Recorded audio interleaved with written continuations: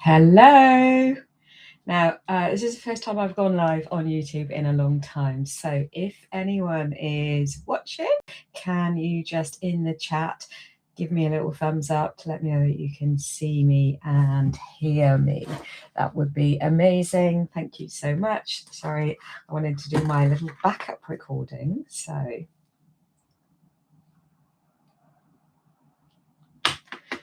welcome to the Lutterloh channel. And if you don't know me, I'm Claire-Louise Hardie, aka the Thrifty Stitcher, and I'm going to share some stuff with you today. Let me just finish getting all the tech set up and then I'll launch into my intro. Remember, there's a chat box below the video if you're watching live, and you can you can drop me a little message. I'm looking at the chat, so hopefully I'll be able to keep up with you as well, guys. Cool.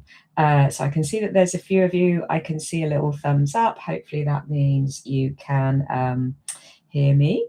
Okay. Sorry, I have a little recorder here, which I call Magic Box, which does another recording in case the YouTube doesn't save, and it's just having a few little issues. So I'm going to wait until that comes in. So hey, good to see you, Kaz. Thank you so much for joining. Thank you, Kirsten, for your thumbs up. Good to know that you can see me and hear me. So if you just popped in, I'm Claire-Louise Hardie. I'm going to give you a little bit more of a formal intro in a second.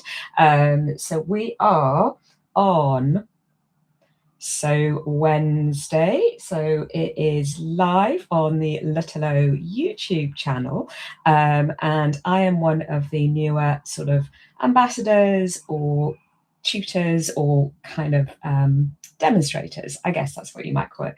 All right, so let me just come back in, and we are live on Wednesday the 21st of January 2026, and welcome to my first Sew Wednesday live here on the Lutterloh channel. So you guys who might be thinking, who on earth is this? I'm gonna share with you exactly who I am. So my name is Claire-Louise Hardie, aka the Thrifty Stitcher. So this is me, Claire-Louise Hardie. A few little photos over my kind of career.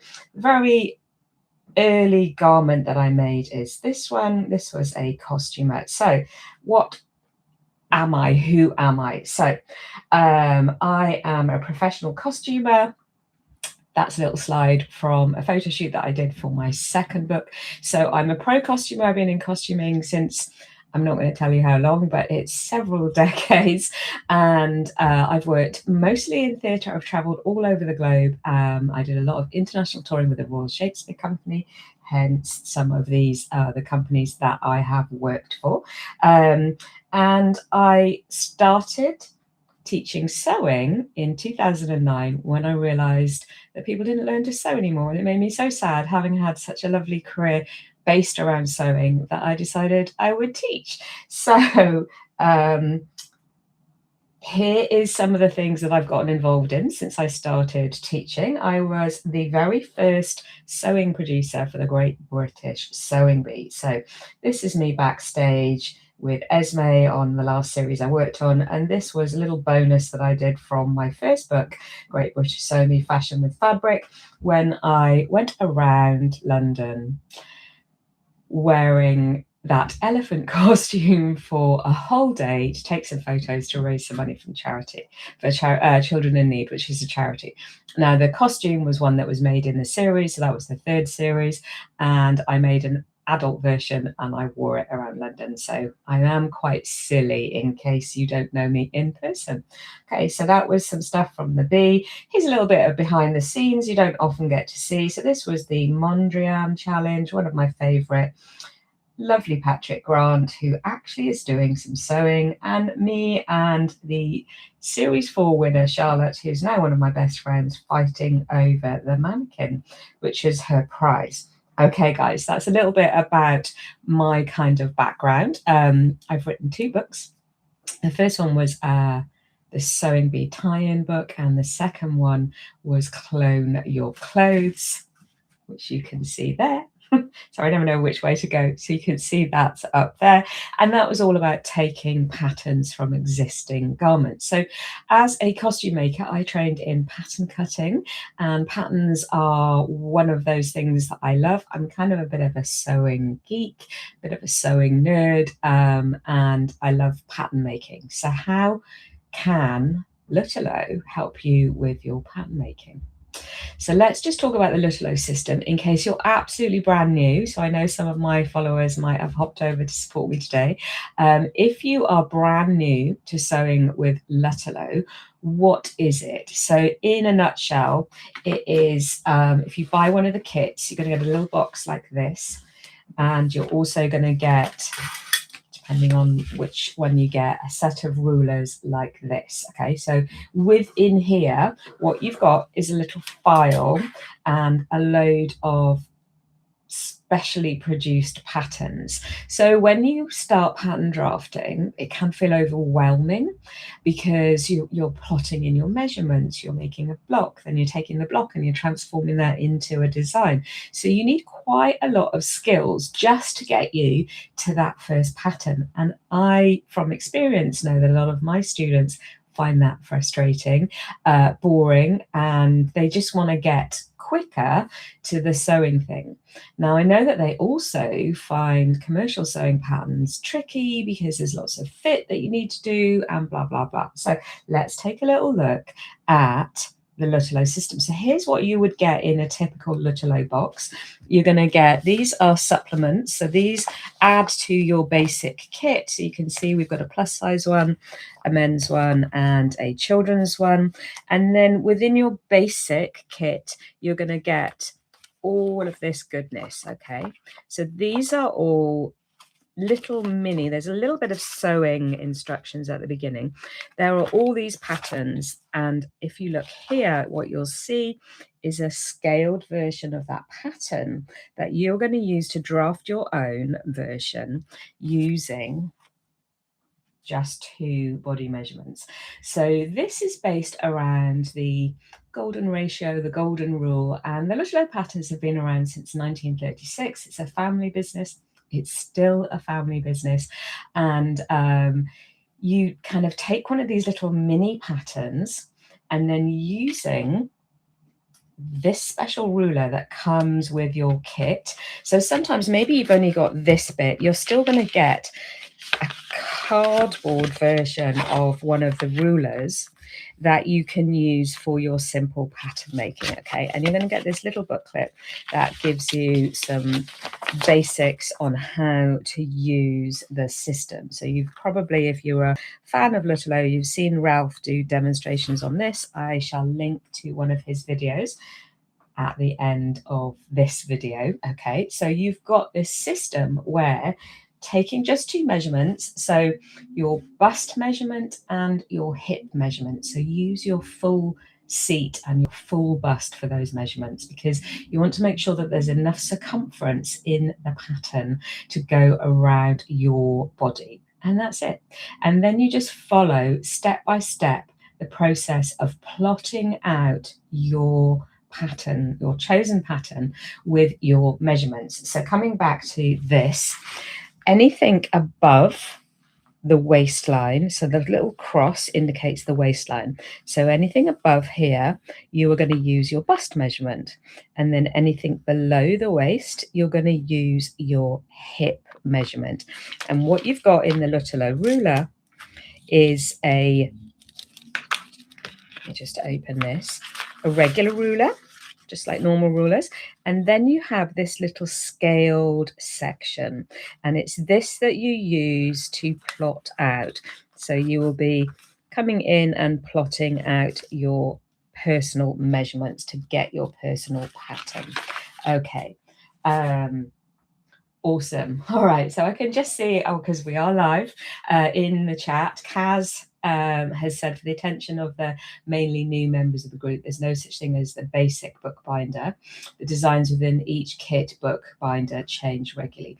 Thank you so much for sharing that, Kaz. So that's really good to know. So, but you are going to start off, when you buy a kit, you are going to start off with a bundle of patterns, to which, and I believe there are about 200 in there, I should have written some crib notes, to which you can supplement or add to. So one of the advantages of this system is that you just need one of these sheets per design, okay? And it goes into the little binder. So instead of having a pattern envelope with tissue patterns folded up, or if you've printed off a PDF, which is quite bulky, you've got quite a compact system that sits on your shelf, and it's going to take up a lot less space than a regular sewing pattern might. Okay, so I promised you some tips and tricks today on choosing your garment construction order or your sewing construction order, because the main thing with the Lutterloh patterns is that it doesn't come with a set of instructions. So it is assuming a little bit of prior knowledge. Okay, so we're going to look at a few designs that hopefully you guys are going to help me vote on what I should make as my first project. And then I'm also going to talk about how I would think about creating a sewing order. So as a professional pattern maker, I don't get a set of sewing instructions. So I use my existing knowledge to actually plot out a set of sewing instructions. And I've got a few tips. I have a little download that I created for my book, Clone Your Clothes, which I will share in the description below this video. But essentially, let me just come back. Before I show you that, I'm just going to show you a pattern making project that I'm particularly proud of. So back in 2016, I was involved with the V&A Museum to create patterns for a Balenciaga exhibition. So this is one of the toiles that I made for the project that ended up in the V&A, and it is now on permanent display at the V&A East Storehouse, which I'm super proud of, and I still haven't made time to go and see it. So, you know, pattern making is kind of my thing. I love patterns. I love geeking out on patterns. All right, so coming back to thinking about how do we create our own garment construction order. So when you've chosen a pattern, and we're going to look at some designs in a minute and how I look at designs and think about how I'm going to plan a project. But when you've chosen your pattern, let's say you have chosen a t-shirt. Okay, so there are some t-shirts in there.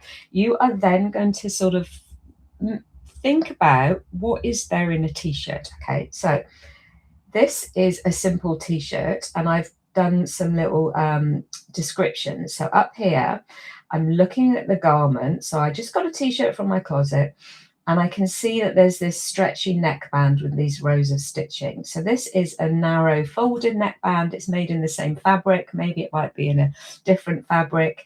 And it's stitched in place with 2 rows of parallel straight stitching. So do I know how to do this? So that would be technique number 1 that I need to think about either learning or remembering how to do. Then the construction order, I can see that I've got that same finish on the sleeves and on the hem. Now, I'm thinking about how am I going to construct this garment, okay? So it's got 2 sleeves attached to a front and a back. Can I attach the sleeves if the front and the back haven't been joined? So that would be where I would start with my garment construction order, because I can't attach sleeves if the front and the back aren't joined. So step number 1 is going to be thinking about what needs to be joined together in order to make the next step possible. So we can't attach sleeves to 2 flaps because, you know, we need the shoulder seams done. So if I've never made a t-shirt, I would then be thinking, is this the right project for me? Because there's going to be lots of things. But if you've made lots of clothes already and you're ready to try a different fabric, to move into some different skills, then a t-shirt might be perfect because it's actually fairly simple. So another thing that you might want to consider, now, I'm not calling any shade here, guys, but as sewers, I know that you guys have got a pattern stash, right? You've got a pattern stash. You probably collect patterns in the same way that you collect fabric, with all these dreams and aspirations. You could go into your pattern stash and pull out a pattern for a t-shirt and take a quick look at the instructions. So step number 1 is going to be sewing the shoulders of our t-shirt. So how would I do that? What kind of stitch do I need? So if you've never sewn stretch, that would be your first step for research. How do you sew shoulder seams? Quick little Google search. So basically, you're going to do this for every process. You're going to think about the next stage. So coming back to our t-shirt, once I've sewn my shoulders, I can then attach my sleeves. So for most t-shirts, if you look inside, you'll see that this seam here was done before this seam. So you sew a sleeve onto a t-shirt so that it's like a letter T, and then you sew the armholes all in one go. So step number 2 would be using the same method that I used for the shoulders for the armhole seam.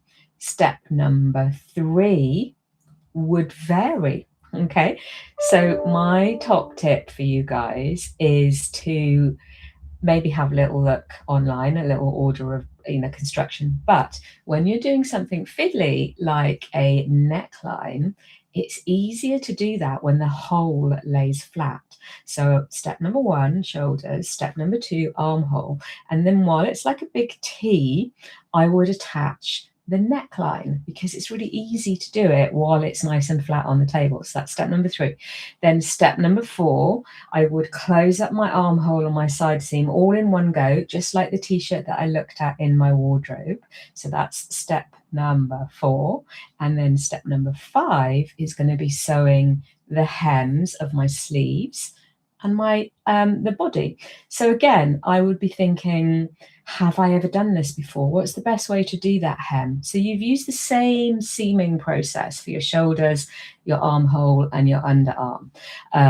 Often on a t-shirt, just as an aside, that might be a lightning stitch or a narrow, short zigzag, which allows the fabric to stretch a bit, but it won't snap like a straight stitch would. But for those hems, you might want to do something different. So again, your friend Google is going to help you here, or one of those patterns in your stash that you've pulled the instructions from.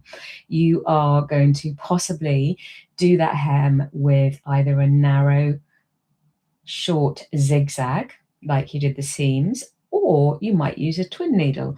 So there you go. I've gone straight from not knowing how to sew my t-shirt together because I haven't got a set of instructions to creating my own.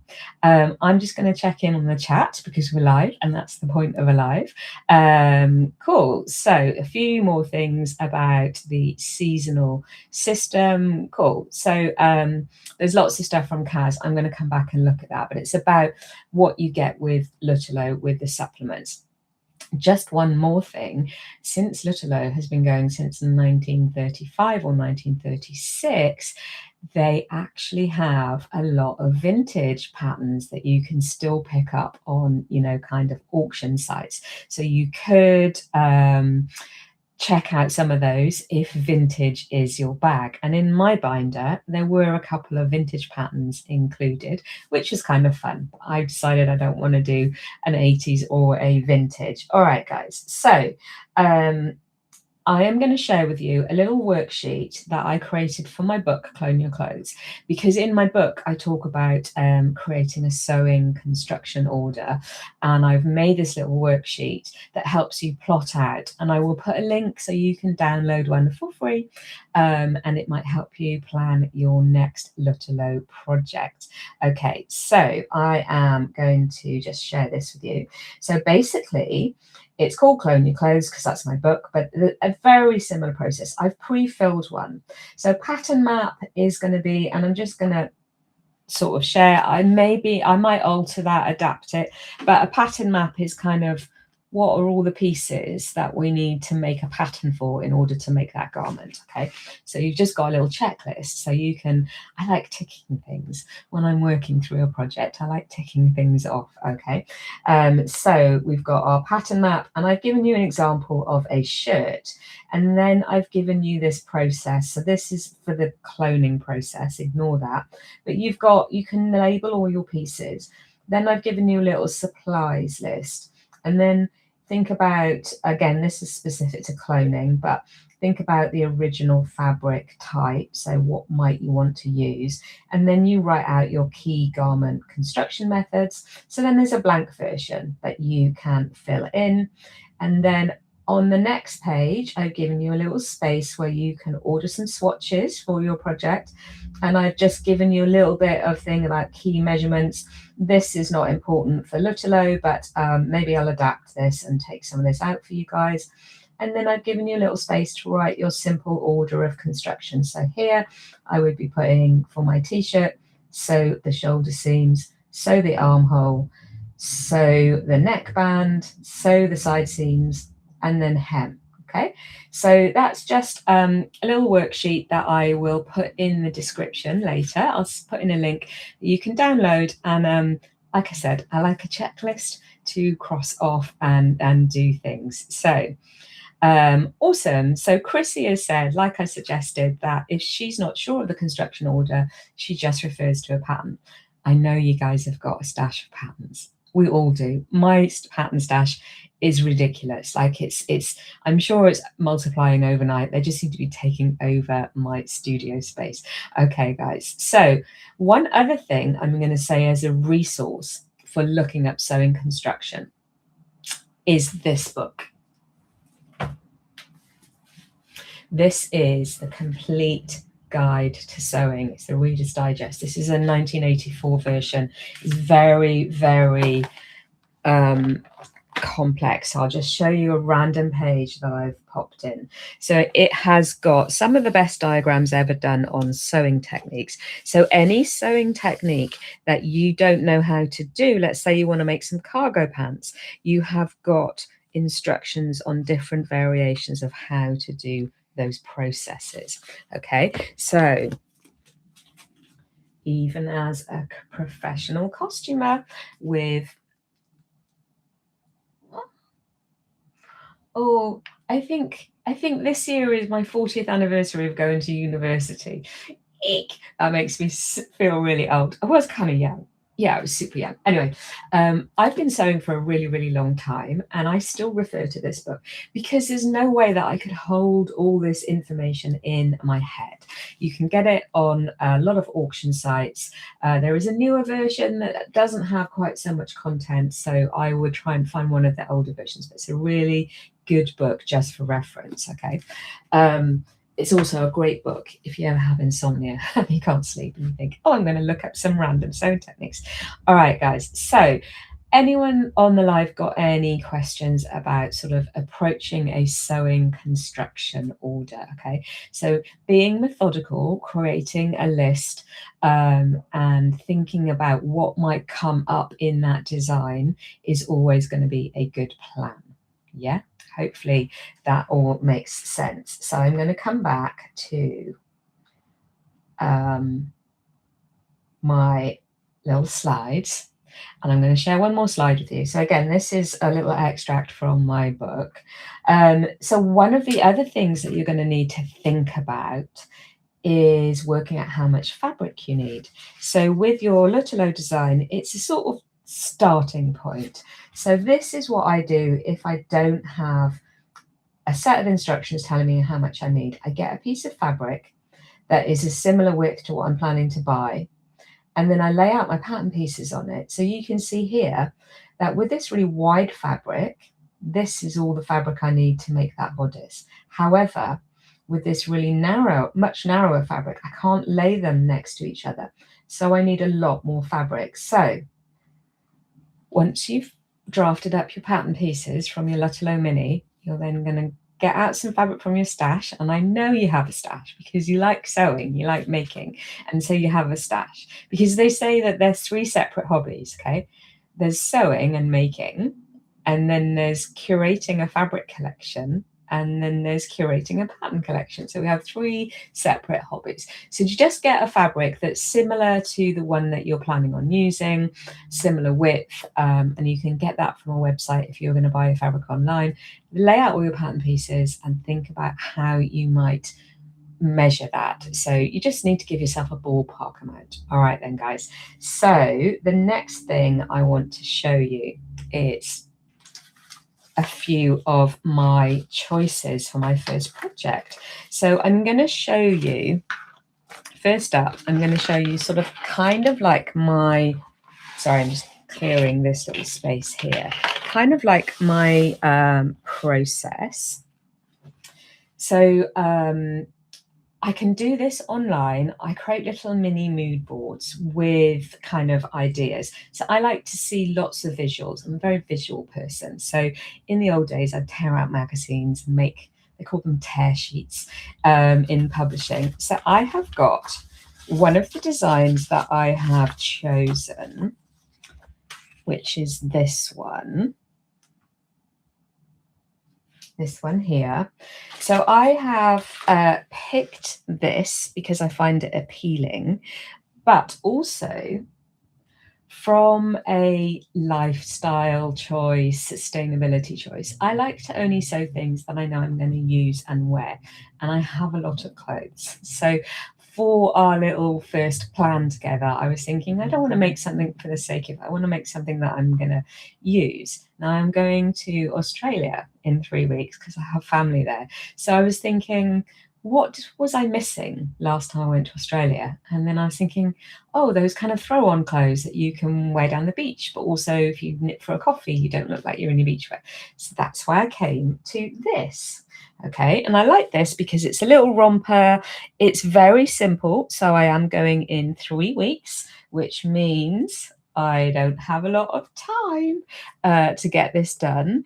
And it's short, so I can get a tan on my legs. I don't have many shorts, and I thought this might be a good project. So flipping this over, you can see that this is like my line drawing.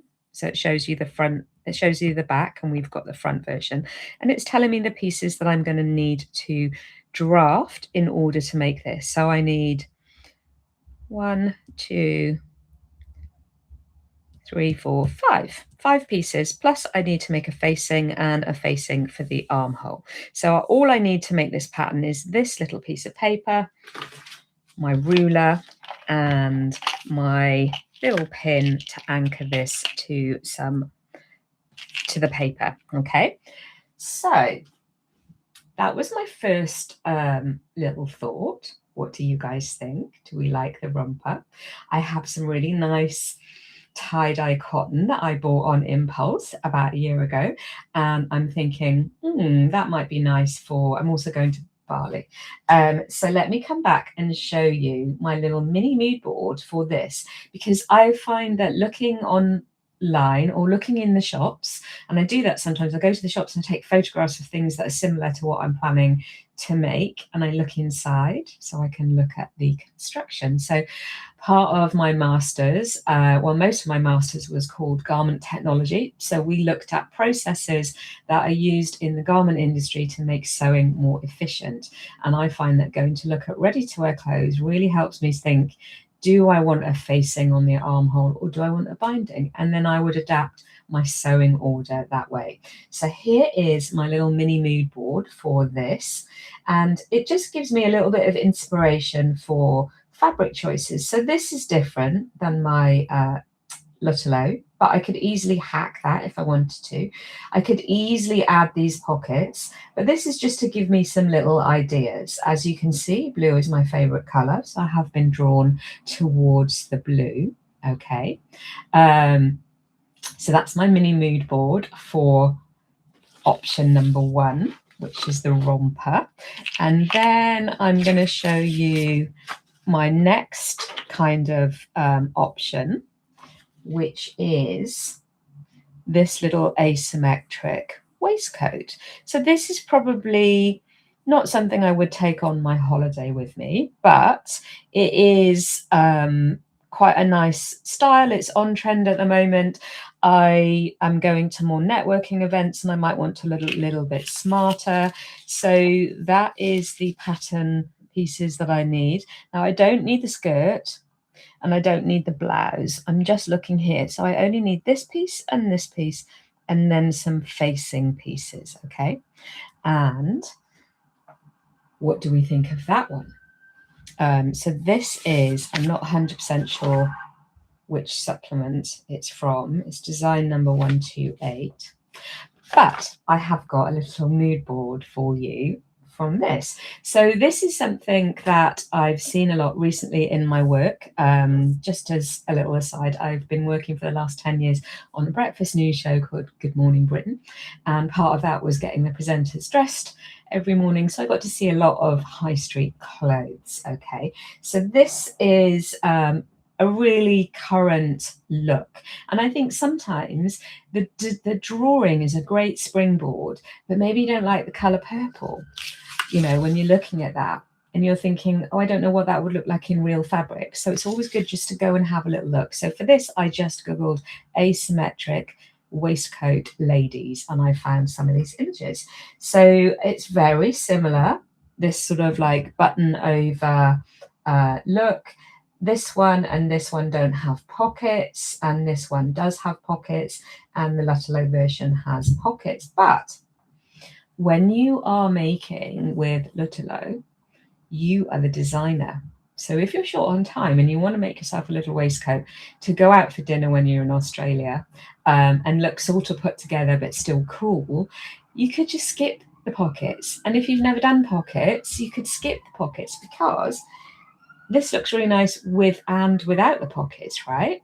So this is what's great about making your own patterns and using a system like Lutterloh to get you to the pattern a bit quicker, is that you are the designer, so you can choose exactly what elements you want to include in your project. All right, so that was the only two that I've done a little mini mood board for. So my other option, which you guys are going to help me choose, is this.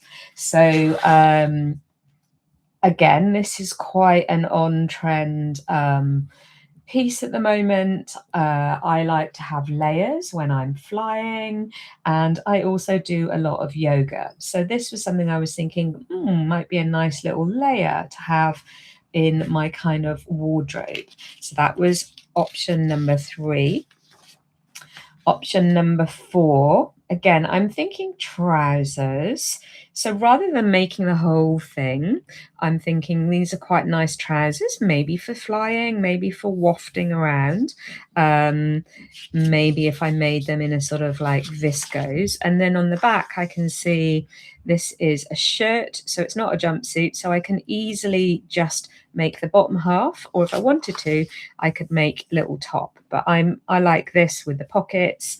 So that was option number 4. Option number 5 is this really nice, probably not the sleeved one, but as a kind of transitional piece. I really like that this is a little bit smart, a little bit tailored, but you throw it over a t-shirt. And again, I could find you some images for that. I haven't.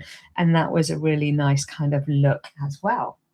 So coming back to the live, what do we think I should make?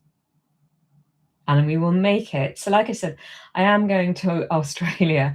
So I'm not 100% sure how many lives I'll be able to do from Australia because I won't have my studio and all my kit.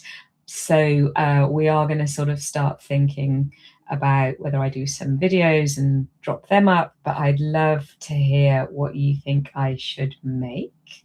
Do you think I should make the romper suit?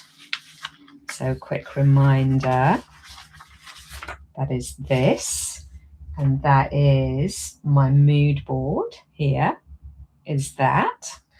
Or do we think, oops, the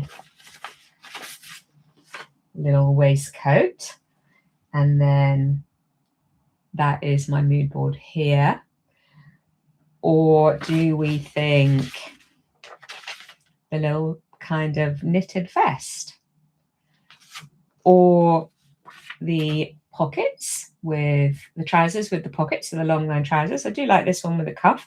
That's quite nice as well when you're flying, because sometimes your feet get a bit chilly, and you know, if you've got wide legs, the cold air gets up your legs and that just keeps you nice and cozy.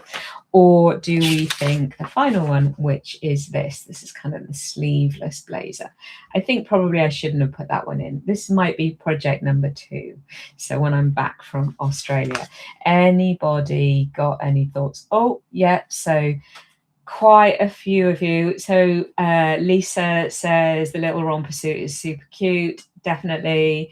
Chrissy says she likes the waistcoat and the trousers. Nice. So maybe, you know, these are things that I've been looking at in my Lutterloh patterns that I could keep going with. Do you know what I mean? And the thing is for me is that I only like to do sewing, whether that's sewing for teaching or whether that's like just sewing, if it's something I need or use. I don't really like just making demos for the sake of it.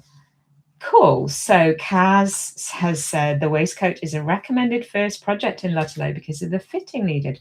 So that's a great point, Kaz. So you will have seen, if you're a Lutterloh fan, you will have seen that Ralph they normally do their demos for the kit with a waistcoat because it's kind of small, it's kind of easy. So one thing I will say, and I haven't got some images to show you, but I did write about the Lutterloh system quite a while ago when I used to write for a British sewing magazine, and I made some quick leggings and I made a very simple top, and it turned out great. But one of the main things to think about, if you're only using 2 measurements, so remember you only need your bust measurement and your hip measurement, then that doesn't account for everyone's height differences. So I am petite. Okay, I'm 5'2", and I always have to petite things in this part of my body and in my trouser rise. And I'm still going to need to do that with the Lutterloh because one system can't ever plan for every different height. So think about those common height adjustments are something that you might still need to tweak with your Lutterloh patterns. So I know probably, and I will show you something in a second, I often will use a tissue fit, which is holding the pattern against me, and I can easily see, does the waist align with that? Does the bust point align with mine, etc., etc. So my final thought, while I'm just seeing what the vote is, awesome. So Kaz says, and I believe Kaz is admin for the Lutterloh page, so apologies if I didn't realise that, Kaz, that there is a free pattern for a simple waistcoat in the Facebook group. So maybe hop over to Facebook and check out that free pattern. I really like the asymmetrical one just because I know that that's something that is on trend right now. But one thing I would really recommend that you do with all of your sewing, not just with your Lutterloh sewing, is to make a toile. And I know people hate toile making. They think it's a waste of time. They think it's really boring. But let's say I bought some beautiful, expensive wool to make this waistcoat. And then when I first tried it on, it was way too long in the armpit. It would be very hard to correct that later on in a finished garment, and I might be disappointed that I've wasted the fabric, whereas a simple toile actually will always serve you. And what you will find is that once you start using the Lutterloh system, you will kind of go, oh, when I make the Lutterloh, it's always a bit too long for me in the nape to waist. So you might always want to go ahead and do those adjustments. So we'll just take a quick look at making a toile. So you are testing a new pattern when you make a toile, okay? So you don't need to use an expensive fabric. Sometimes this is called making a muslin. So you can see here, that's a really simple toile for that bodice pattern that I showed you with the fabric. And then what you get to do is draw all over it. So you can fit this and then transfer it back to your pattern. You don't need to, I'll just zoom in. You don't need to finish all the edges. See how I've just marked the stitching line with a stitching line. You don't need to put a facing on, you don't need to do a zip, you can just kind of pin it. So making a toile doesn't have to be super labor intensive, but it will really serve you when you cut out your real fabrics. So with these trousers, for example, let's say I was making these. Okay, now I think I could probably make these in maybe a wafty kind of viscose or maybe a kind of knit fabric. Now, if I was going to make it in knit versus woven, I would probably toile both versions because the knit has got more stretch, so the fit is going to be different. And I just buy a cheap version that's kind of similar. Okay, so it doesn't take you too long just to cut one out really quickly, and then it's going to help you not waste all that lovely fabric from your beautifully curated stash. So the last thing to talk about for me, letting you guys know as a kind of coming to you as a new demo person for Lutterloh, is that these patterns do not include seam allowance. So once you've plotted it all out, remember, I will share the plotting video that Ralph Lutterloh has done. Once it's plotted out, you then need to go around and add your seam allowance. And you can easily do that either with a seam measuring gauge or with a graded ruler that's got incremental measurements on it, or with sometimes a tape measure is the width, or you can use a double-ended tracing wheel.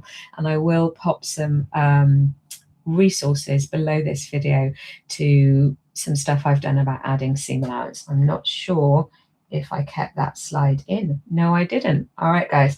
So any final questions or suggestions from you guys on the live before we wrap up our session? Nice. Awesome. So yeah, just as a little aside, if you're interested in the history of Lutterloh, there is a little potted history of the company on Wikipedia. Thank you so much for Kaz. Great. So Kaz has said the romper suit is in supplement 3 to 9. And Lisa said help with the seam allowance would be great. Brilliant. So I think I have a video on adding seam allowance, which I'll try and link to, but I've definitely got some images. I can also share my little slide deck if this is helpful for you guys. Put that in the description below this video. Awesome. Thank you so much, Chrissy, for your kind message. That's really thoughtful. And Kaz has just said that my asymmetric waistcoat is in supplement 331. So a few of you like the waistcoat and the trousers, and a couple of you have said romper. So obviously I have the final say, but I'm thinking that romper is probably the thing that would be worth me making the time to do some extra sewing before I go on my break, because I think it would be super useful. So my family live in Adelaide. They live near the beach. They have dogs. I normally try and walk the dogs every day when I'm there because I don't have a dog here in London. And I think that little romper, it's just got all those things that kind of hit Australia, and I'll be able to take some great pictures and share them with you. Whereas the waistcoat, maybe that's something for when I'm back in London. I don't know how much wear I would get. So again, when I go away, I also like to try and be as capsule wardrobe as possible. And a romper is a whole outfit, right? Waistcoat, I've got to have something that goes with it. So then I have to think about that. Whereas a dress, a jumpsuit or a romper are my go-to. All right then, guys. I can't see any final questions on the live chat. You will...